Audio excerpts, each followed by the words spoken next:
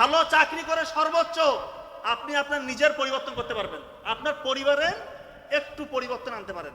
কিন্তু এমন ভিশনারি হন, একটা সিস্টেম চেঞ্জ করে ফেলবেন আপনি, এরকম চিন্তা মাথার মধ্যে গাঁথেন। আর বর্তমান বিশ্বের সব থেকে পাওয়ারফুল জিনিস কোনটা জানেন? সব থেকে পাওয়ারফুল জিনিস হচ্ছে ভয়েস। ছোটবেলা থেকে কথা শেখাবেন, ছেলে মেয়েদেরকে কথা শেখাবেন, এবং আপনারা যারা শিক্ষার্থী আছেন কথা বলা শিখতে হবে। এখন তো সোশ্যাল মিডিয়ার যুগ, ভালো ভালো মেসেজগুলো আপনার ছড়িয়ে দেন, এটা আল্লাহকে রাজি খুশির জন্য করেন, আপনার সওয়াবের অংশ হবে ইনশাআল্লাহ। আপনার ভয়েসে, আপনার কথার বদলতে যদি লক্ষ লক্ষ যুবক যুবতী পথহারা, দিশাহারা, তরুণ তরুণী পথ খুঁজে পায়, এটা আপনি জানেন কত নাজাদের ওসিলা। আর আপনি খুঁজতেন শুধু চাকরি করবেন, 40-50 হাজার টাকা বেতনে চাকরি করে নিজের একটু স্ট্যাটাস বদলাবেন। এইটা আমাদের এইম ইন লাইফ হওয়া উচিত নয়। একটু মাইন্ডসেটের মধ্যে পরিবর্তন আনতে হবে, এমন কিছু করবেন সিস্টেম বদলে যাবে। বাংলাদেশকে ওই অবস্থায় নেওয়ার জন্য যা করার এখন থেকে এটা করেন, এবং পাঠ্যপুস্তকগুলোতে আমার মনে হয় কিছু সংযোজন বিয়োজন করতে হবে। শুধু aim in life doctor engineer এটা হবে না, বাংলাদেশকে ওই অবস্থায় নিয়ে যেতে হবে।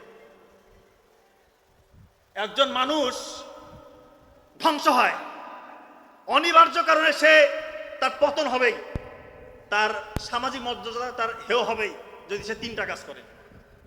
কোন 3টা কাজ করলে একজন মানুষের পতন সুনিশ্চিত, সেটা বলার আগে, যেহেতু আমরা এখানে এসেছি সফলতার গল্প শুনতে, ইনশাল্লাহ 5টা বিষয় যদি কেউ নিয়ন্ত্রণ করতে পারে সে জীবনে সফল হবে। এটা আমার কথা নয়, আজকে থেকে 700 বছর আগে মুসলিম মনীষী পণ্ডিত, আপনারা তো নাম শুনেছেন, ইবনে কাইয়ুম আল জাওজিয়া রাহিমাহুল্লাহ, আপনার নাম শুনে থাকতে পারেন। উনি বলেছেন কেউ যদি 5টা বিষয়কে নিয়ন্ত্রণ করতে পারে ইনশাআল্লাহ সে জীবনে সফল হবেই, সে যা করতে চায় সেটাই পারবে ইনশাআল্লাহ। কোন 5টা বিষয়? নাম্বার 1 সময়, খুব মনে রাখবেন, সময়। 2 নাম্বার ঘুম, 3 নাম্বার খাদ্য, 3 নাম্বার বাক্য, 4 নাম্বার বাক্য, 5 নাম্বার কৃতজ্ঞতা। উনি বলেছেন নাম্বার 1 সময়। যার সময়ের মূল্য নাই তার কাছে তার জীবনেরও কোনো মূল্য নাই। এবং সময়ের জ্ঞান আপনার কতটুকু আছে উনি বলতেছেন সেটা বোঝা যাবে আপনি কতটা ভোরবেলা, কতটা সকালে আপনি ঘুম থেকে উঠতেছেন। যে যত সকালে ঘুম থেকে উঠতেছেন উনি বলতেন সে তত আগায় গেল, তার সময়ের সেন্স তত বেশি, এবং সে জীবনে ইনশাআল্লাহ সফল হবেই। আপনারা তো স্টিভ জবসের নাম শুনেছেন, উনি বলেছে সকালের যে নিরিবিলি ওয়েদার, এটাকে উনি বলতেছেন যে ক্রিয়েটিভ উইন্ডো। এবং উনি একটা খুব চমৎকার কথা বলেছেন স্টিভ জবস, আজকের সকালটা যদি আপনার জীবনের শেষ সকাল হয়, আপনি কি এভাবে কাটাতেন? যেভাবে কাটাতেন সেভাবে কাটান, আজকের সকালটাকে ধরে নেন আপনার জীবনের শেষ সকাল। খুব চমৎকার কথা। এবং আমরা এখন দেখি সকালবেলা যে স্টুডেন্টরা উঠে পড়ালেখা করে, স্পেশালি ভোরবেলা ফজরের আগে যদি উঠেন, তাহাজ্জুদের সালাত আদায় করে 2 ফোঁটা চোখের পানি ফেলবেন। আপনি কি হইতে চান? আর বাংলাদেশের কি পরীক্ষা আছে? দুনিয়া জয় করবেন ইনশাআল্লাহ। ফজরের আগে উঠে চোখের পানি ফেলে আল্লাহর কাছে যা চাবেন তাই কবুল হবে। আমার বড় ভাই ডক্টর নাবিল অসাধারণ বলেন এই ব্যাপারে। ব্রেইনে আলফা ওয়েভ তৈরি হয় ওই নিরিবিলি পরিবেশে, ফজরের সময় ব্রেইনটা ঠান্ডা থাকে, শান্ত থাকে। আপনি যা পড়বেন ইনশাল্লাহ তাই আপনার লং টার্ম মেমোরি সেন্টারে রিজার্ভ হবে। আমাদের অনেক স্টুডেন্টরা এই সুযোগটা হাতছাড়া করে। আমি যদি আপনাদেরকে বলি যে ভাই ফজরের সময় তুমি আমার 1 ঘন্টা কাজ করে দিবা, আমি 10,000 টাকা দিব। একই কাজ তুমি দিনের অন্য সময় করবা, 200 টাকা দিব। পাগল ছাড়া কোনো বিবেকবান বুদ্ধিমান কোনো ছেলে বা মেয়ে সে কি এই সুযোগটা হাতছাড়া করবে? এর থেকেও বেশি রেওয়ার্ড আপনি পাবেন যদি ফজরের আগে আপনি একটু পড়তে পারেন। শুধু স্টুডেন্টদের জন্য না, যে যে সেক্টরের মানুষ হন না কেন, আপনার ফজরটাকে কাজে লাগান ইনশাআল্লাহ, জীবন বদলে যাবে। এবং রাসূলুল্লাহ সাল্লাল্লাহু আলাইহি ওয়াসাল্লাম স্পষ্ট হাদিস আছে, আল্লাহ তাআলার কাছে উনি দোয়া করতেছেন, ফজরের সময় আমার যে উম্মতরা কাজ করে আল্লাহ তুমি সেই কাজে বরকত দাও। রাসূলুল্লাহ সাল্লাল্লাহু আলাইহি ওয়াসাল্লাম দোয়া কি কখনো বিফলে যাওয়ার চান্স আছে?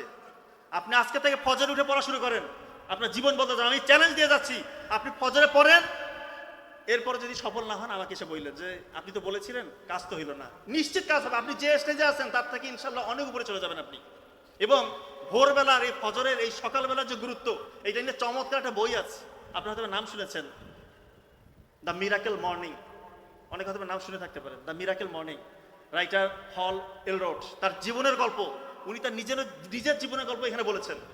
উনি অল্প সময় অনেক ফেম, টাকা পয়সা কামিয়েছিলেন, এরপরে একটা সড়ক দুর্ঘটনায় ওনার জীবনে একটা দুর্বিষহ অবস্থা চলে আসে। কেউ বলে না যে উনি উঠে দাঁড়াতে পারবে, সুস্থ হইতে পারবে, কেউ বলে না। সব জায়গায় দাঁড়িয়ে দাঁড়িয়ে ঘুচে কি করলে পরে আমি আগের মতো আমার যে আল্লাহ তাআলা যে বরকতগুলো দিয়েছিল সেটা আমি আবার ফিরে পাবো। এক জায়গায় গেলেন খুব শুভাকাঙ্ক্ষী, উনি বলতেছেন তুমি ফজরে উঠো, উঠে এই কাজগুলো করো, মানে সকালবেলা উঠতে বলেছেন। তা উনি বলেছেন ওনার নিজের জীবনের গল্প থেকে নেওয়া 6টা কাজ করতে বলেছেন সকালে উঠে, এই 6টা কাজ যদি কেউ করে সে নিশ্চিত সফল। এবং উনি পরে দেখিয়েছেন ওই স্টেজ থেকে ওনার যে হারানো গৌরব উনি ওটা খুঁজে পেয়েছিলেন। ওই 6টা কাজ কি, উনি 6টা কাজকে সংক্ষেপে বলেছিলেন সেভার্স ল, SAVERS, সেভার্স।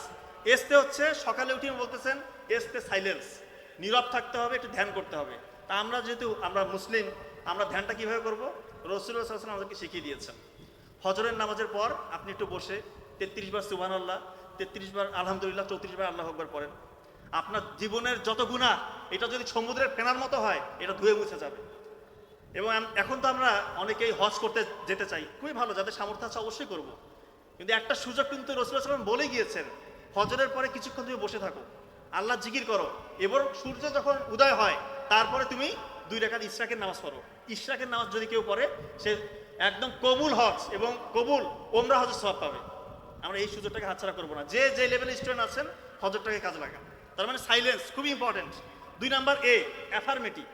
উনি বলেছে অ্যাফার্মেটিভ মানে ইতিবাচক চিন্তা করতে হবে, আমি পারবো, এই চিন্তাটা করতে হবে। আমাদের ব্রেইনের একটা সেন্টার আছে, ওই সেন্টারে RAS, রেটিকুলার অ্যাক্টিভিটি সিস্টেম চালু হয়ে যায় যখন আপনি কোনো কিছু নিয়ে পজিটিভ থিঙ্কিং করেন। ব্রেইন আপনাকে অর্গানাইজড হয়তো ওইভাবে পরিচালিত করে। আপনি যখন চিন্তা করবেন যে আমি এটা হব, ইনশাল্লাহ আপনি সেটাই হতে পারবেন। এটাই উনি বলেছে অ্যাফার্মেটিভ, পজিটিভ চিন্তা করতে হবে, কখনো নেগেটিভকে জায়গা দিবেন না। নেগেটিভ থিঙ্কিং করবেন আপনি কখনোই ভালো কিছু করতে পারবেন না। 3 নাম্বার ভিজুয়ালাইজেশন। উনি বলছেন আপনি যে স্বপ্ন দেখছেন, ধরেন আপনি হতে চান বিজ্ঞানী বা ডাক্তার, ইঞ্জিনিয়ার, BCS ক্যাডার বা আরো বড় কিছু উদ্ভাবক হতে চান, আপনি এখন থেকে ওইটা স্বপ্ন দেখেন, কল্পনার মধ্যে ওইটা নিয়ে চিন্তা করেন যে আপনি ওই কাজগুলো করতেছেন। আপনি কিন্তু এখন কিছু হন নাই, কিন্তু আপনার স্মৃতিতে ওইগুলো নিয়ে আপনি স্বপ্ন দেখতেছেন, ওই RAS চালু হয়ে যাবে, আপনাকে ইনশাল্লাহ ওই জায়গায় নিয়ে যাবে। চমৎকার সিস্টেম। SAVE, এটা হচ্ছে এক্সারসাইজ করতে হবে, অ্যারোবিক এক্সারসাইজ করবেন। অর্থাৎ যে এক্সারসাইজ করলে পরে আপনার শরীরে একটু ঘাম ছুটে, রক্তটা একটু টকবকে হয়, চলন্ত রক্তে কখনো রোগ জীবাণু বাধা পারতে পারে না। অনেকে আছে শুয়ে বসে দিন কাটে, এটা করবে না। ছেলে মেয়ে যে আছেন সকালবেলা উঠে আধা ঘন্টা একটু এক্সারসাইজ করবেন, একটু ঘাম ছুটাবেন, দেখবেন যে আপনার ব্রেনটাও চাঙ্গা হবে, আপনি সুস্থ থাকতে পারবেন। আরটা হচ্ছে রিডিং, পড়তে হবে। সকালবেলা উঠে এগুলো করলাম কিন্তু পড়লাম না, তা হলো না। পড়তে হবে এবং পড়ার সিস্টেম আমরা জানি যে 80 ভাগ নতুন পড়া পড়বো, 20 ভাগ পুরানো পড়া পড়বো। 80 ভাগ নতুন, 20 ভাগ পুরনো, মানে রিভিশন আপনাকে দিতে হবে, না হলে ওই পড়াটা লং টার্ম মেমোরি সেন্টারে রিজার্ভ হবে না। সর্বশেষ এসটা হচ্ছে স্ক্রাইবিং। স্ক্রাইবিং হচ্ছে লেখা। উনি বলেছে কেউ যদি পড়ার পাশাপাশি লিখে, ওর ওই পড়াটা দীর্ঘমেয়াদী স্মৃতি সেন্টারে রিজার্ভ হওয়ার প্রবণতা অনেক গুণ বেশি, এবং বিজ্ঞানী এটা প্রমাণ করছে। পড়ার সাথে সাথে লিখবেন, আপনার জীবন বদলে যাবে ইনশাল্লাহ। এক্ষেত্রে আমি একটা সত্যি ঘটনা বলি। ক্লাস 9 পর্যন্ত কিন্তু আমি ব্যাক বেঞ্চার ছিলাম, ব্যাক বেঞ্চার। নাবিল ভাই বলতেছে যে ভাই তুই একটা কাজ কর, তুই যে প্রশ্নটা পড়তেছিস সেটা শুধু লেখ, আর কিছু করতে হবে না তোকে। ক্লাস 9-এ আমি গ্রামের স্কুলে ব্যাক বেঞ্চার, সেই জায়গা থেকে আলহামদুলিল্লাহ শুধু একটা জিনিস আমি ফলো করছি, যে প্রশ্নটা ইম্পর্টেন্ট প্রশ্নটা আছে সেটা আমি পড়ার পাশাপাশি লিখেছি, আর কোনো কিছু করি নাই আলহামদুলিল্লাহ। এরপর তো আপনারা সবাই জানেন ওই সময় গোল্ডেন A+, মেডিকেলের চান্স, BCS একবারে হওয়া, এগুলো আমি দুনিয়াবী সাফল্য মনে করি না এবং আমার আত্মপ্রচারণা করছি না, শুধু একটা মেসেজ দেওয়ার চেষ্টা করছি। আমার মতো ব্যাক বেঞ্চার যদি একটা জিনিস ফলো করে হয়, আপনারা আমার থেকে 1000 করে ভালো। ইনশাআল্লাহ আপনার ফজরকে কাজে লাগান, এই 6টা কাজ করেন, দেখবেন ইনশাআল্লাহ জীবন বদলে যাবে।